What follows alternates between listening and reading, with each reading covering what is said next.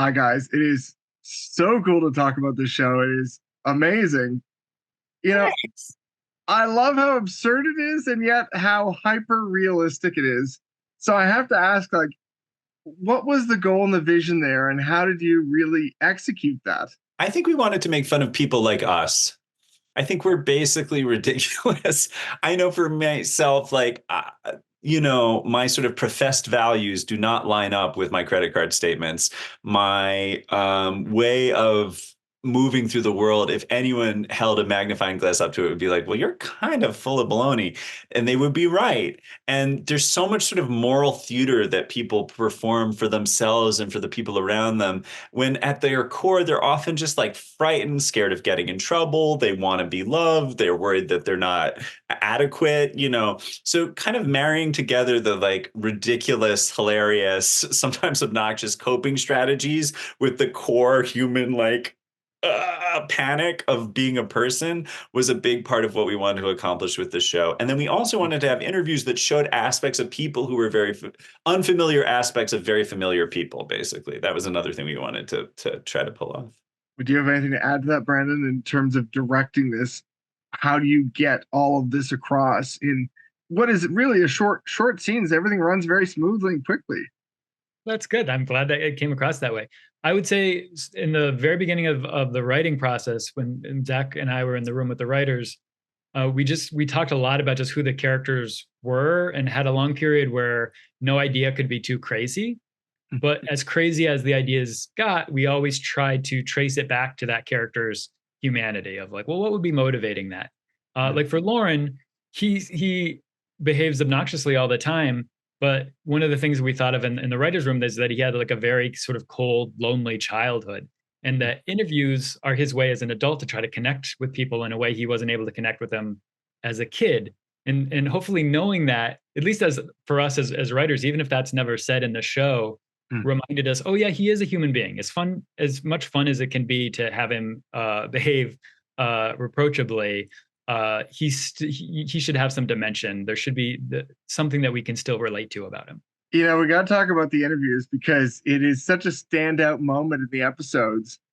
And this wonderful thing of that you're not animating the people you're interviewing, and that brings kind of a realism and depth to it, and also more absurdity.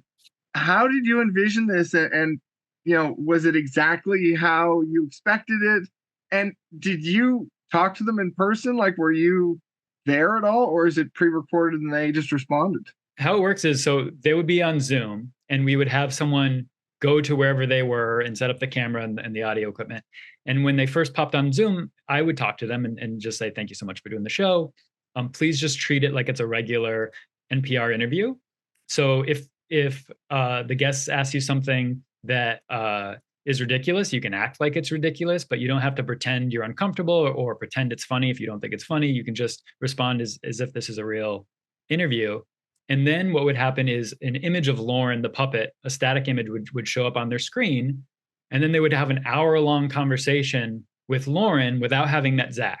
So they're really Wow. just seeing the person, the character. And one thing that I thought was so beautiful is the examples of where the guest really empathizes with the character, where the character is bringing up his personal life all the time and the guests are giving him advice. What feels like to me like very heartfelt advice of like, here's how you can deal with this.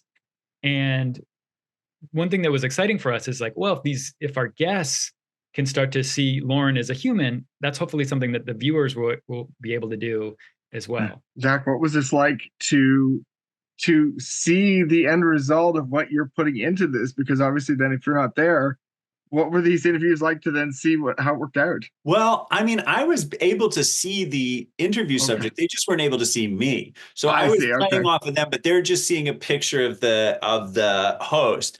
But for me, it was amazing. I mean, I've always sort of felt like I want to be Terry Gross when I grow up. I want to be able to do like long form interviews with people who I think are fascinating. And then in a kind of bizarro wish fulfillment, I got to do that with this, but through the lens of this weird Lauren Caspian fellow. And so it was exciting. It was fun to get to improvise with Mike Tyson and Ken Burns and Roxanne Gay and all these people. And they were so game and funny and and like quite soulful in a way that I was surprised by. You know, it was really lovely. And I love the fact that you've got such a diverse group of people that you're working with here, and they all seem to have fun with it in different ways. That was just amazing to see the results. That's something I think we really like about NPR itself, which is like on any given day, if you listen to one of these shows, that the range of guests that they will have is really fascinating.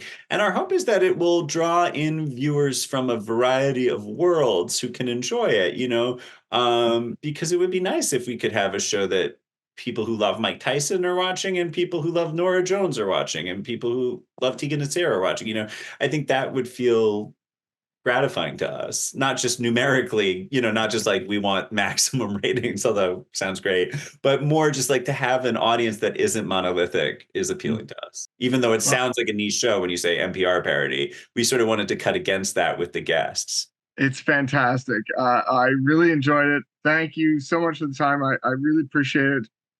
I can't wait to see more. Thank you, Thank Andrew. you, Andrew. So nice Your to meet you. enthusiasm it means a lot.